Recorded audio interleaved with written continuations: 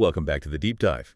Our mission today is to cut through some of the infrastructure noise and get straight to a really foundational idea, one that could fundamentally reshape how we all think about context in AI.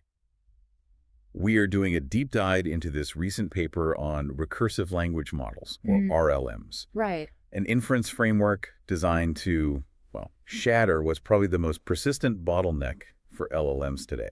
And that bottleneck, of course, is the context window. Now, for seasoned practitioners like yourselves, you know this problem all too well. Oh, yeah.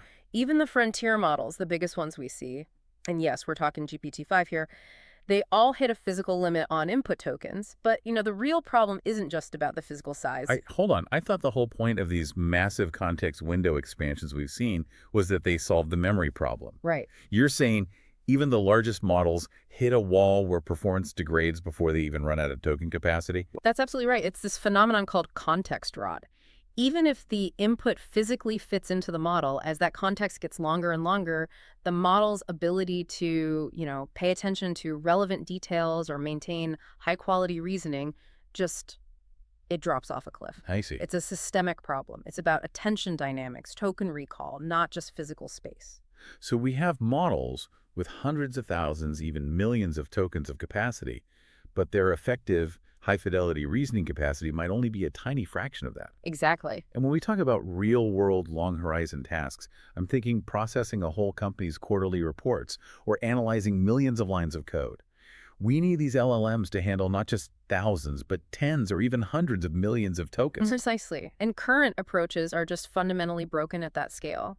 We need a dramatic scaling capability orders of magnitude beyond what the standard transformer architecture allows, and that is the urgency that RLMs are trying to address. Okay, so let's set the stage here. What is the core philosophical shift in this RLM paradigm that allows for such a massive leap?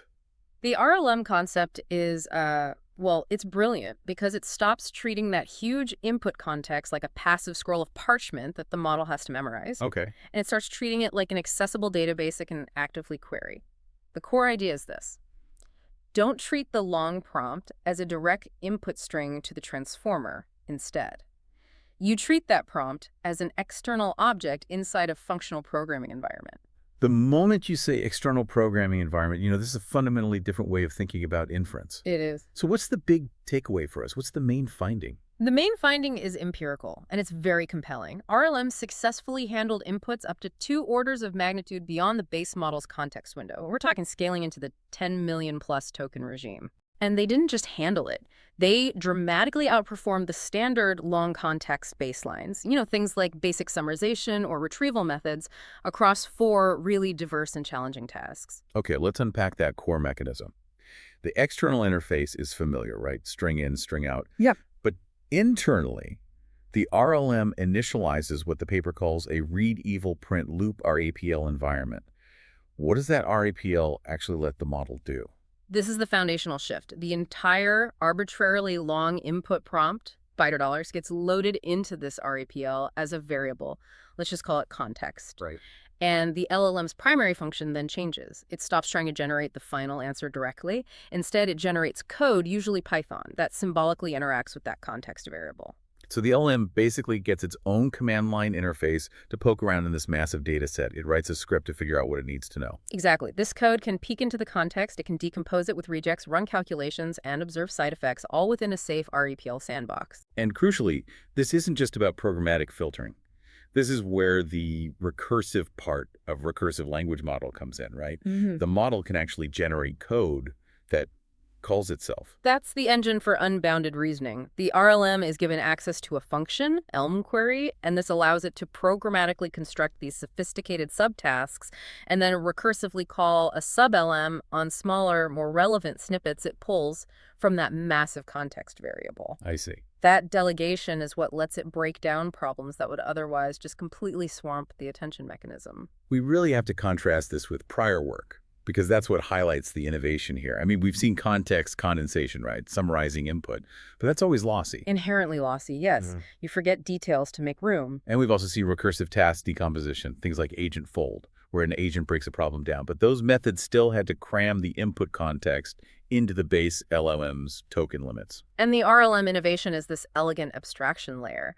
By treating the input context as an external, queryable object in the REPL, Instead of forcing it into the transformer's attention matrix. precisely, the system completely decouples the input length from the base model's capacity.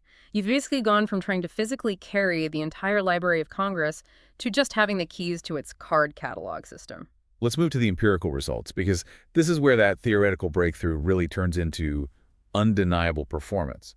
The authors designed their evaluation around task complexity, which they believe is intrinsically linked to this whole context degradation problem. They did. They set up a useful hierarchy based on how processing cost scales with the input length, which they call down dollar. First was a simple task, SNIAH, where the processing is constant over dollars. So the answer is just in there somewhere. You just have to find it. Right. Then they moved to oolong, which is linear dollars. It requires semantic transformation across almost all the entries. And then we get to what I think is the high point of the paper, the quadratic challenge. The oolong pairs task. This benchmark needs the model to aggregate pairings of entries. This means the cost explodes quadratically because the model has to check every possible pair of items in the context. That sounds incredibly information dense. It is. And then finally, they tested multi-hop reasoning over massive corpora. We're talking code QA and browse comp plus with 1,000 documents each, inputs spanning 6 to 11 million tokens. So what happened when they put the standard base LLMs up against this kind of complexity? Catastrophic failure, honestly. The results on oolong pairs are probably the most telling evidence for why RLMs are necessary, both the base GPT-5 and the base Qwen3 coder. They made almost no progress. Well, F1 scores below 0.1%. They just completely fell apart under that quadratic information density. They couldn't synthesize the information. The context rot was total. but the RLMs, using the exact same underlying GPT-5 engine, just broke through that wall. That's the remarkable part. RLM with GPT-5 hit an F1 score of 58% on that exact same task. It went from effectively 0 to high performance.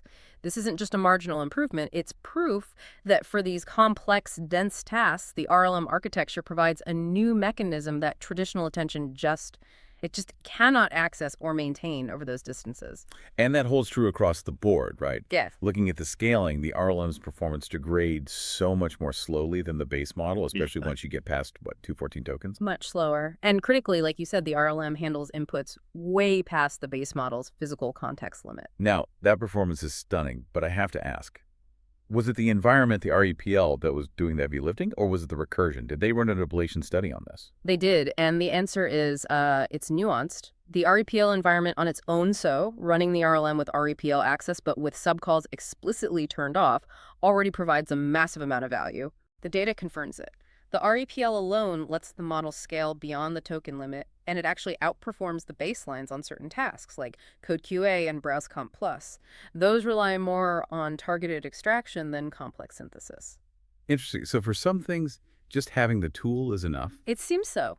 On the Qwen3 coder version of Code QA, the REPL-only ablation actually performed a little bit better than the full RLM implementation. But for the really hard stuff, the synthesis tasks, that's where recursion becomes non-negotiable. Absolutely. For information-dense tasks like oolong and especially oolong pairs, recursive subcalling is essential. When they turned recursion back on, they saw these huge double-digit performance gains, anywhere from 10% up to nearly 60% improvement over the REPL-only version. Wow. Without that ability to recursively delegate semantic subtasks, the model is forced back to just using, basic keyword heuristics in the main RETL, which just fails when you need true synthesis. Let's talk about the emergent patterns, because this is where you can see the LLM spontaneously developing strategies. It shows the system is actually reasoning programmatically. Yeah, 3 key high-level strategies really stood out when they analyzed the code trajectories. The first one is filtering. What? The RLM effectively uses code execution. You can think of it like generating regex queries, and combines that with its own internal model priors to filter the massive input context without having to explicitly ingest it all as tokens. It just asks the code environment, hey, where should I look? And only pulls back the relevant snippet. That's just smart resource management. It's like having an index before you start reading.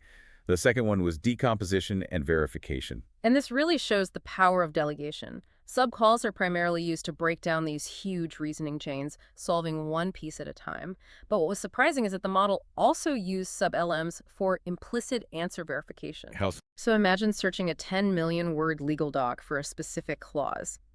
The RLM writes code to find a snippet, and then it uses a sub-LM call on only that tiny confirmed snippet to double-check its veracity. It completely eliminates context rot for that specific piece of information. Very clever. And the last one was on long outputs. If the context is huge, the answer might need to be huge too. Right, like in oolong pairs, where you're listing out all the relevant pairs. Since the RLM is working in the REPL, it can produce an essentially unbounded output.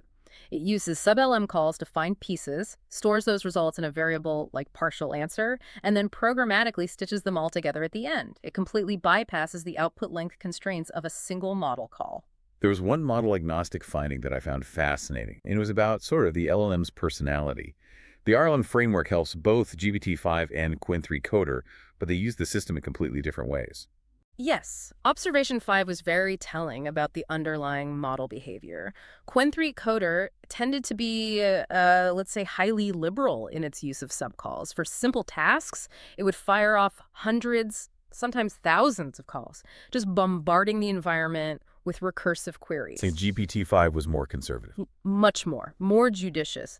They actually had to add an extra warning line to Qwen's system prompt to encourage it to batch its requests. Like one model was a meticulous planner and the other was a slightly overeager intern. Let's talk about the practical implications here. Cost inefficiency.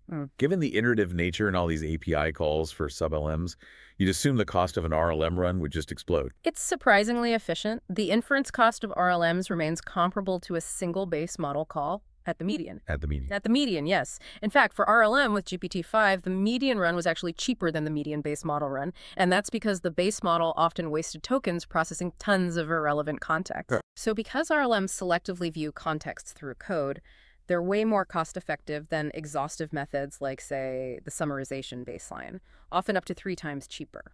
It's like using a sniper rifle for context processing instead of a shotgun. But the variance must be high. If one run needs 3 subcalls and another needs 500, that has to skew the cost distribution. That is the trade-off, absolutely. The iterative nature means you get a really wide range of costs and runtimes. You see these long tails in the distribution because some problems just need more recursive steps. And the researchers note that the synchronous nature of the current implementation, where the system waits for one subcall to finish before the next, also really impacts runtime. It creates a lot of latency. And this brings us to that important trade-off they identified, the point of optimality. Yes. For a small input context, let's say only 10,000 tokens, the base LLMs actually do slightly better than the RLMs. Okay, that makes sense. The overhead of initializing the RAPL and generating the Python code, it just outweighs the benefit when the context is short. The RLM only really becomes the optimal choice beyond a certain input length. So there's a simple heuristic for deployment. Use the base model for short queries, and then switch to the RLM framework when the context demands it. Exactly. So let's wrap up by looking at the limitations and the future directions. This feels like very early days for an incredibly powerful idea. The current high runtime is probably the biggest practical limitation, and that stems from those synchronous subcalls. The authors clearly suggest that future work should focus on asynchronous calls to fix that latency. Right. They also only experimented with a max recursion depth of 1, which means subcalls were LMs, not full RLMs themselves. They believe that investigating deeper layers of recursion could unlock even more dramatic performance gains for more complex, multi-layered tasks. Which brings us back full circle to the core idea. RLMs provide this general task-agnostic framework that tackles the context problem by shifting the prompt from the token space into a programmatic RDPL environment. This move enables recursive self-querying and interaction with inputs in the multi-million token range. It basically bypasses the attention wall. And this leads to a truly provocative thought for you to consider. The authors hypothesize that these RLM trajectories, the specific sequences of filtering, of decomposition, of recursive calls, can be viewed as a trainable form of reasoning. So if future work trains models explicitly to reason and execute tasks programmatically like an RLM, could this programmatic, self-guided execution strategy fundamentally redefine how models scale with complexity? Could it be a new, essential axis of scale for the next generation of language model systems?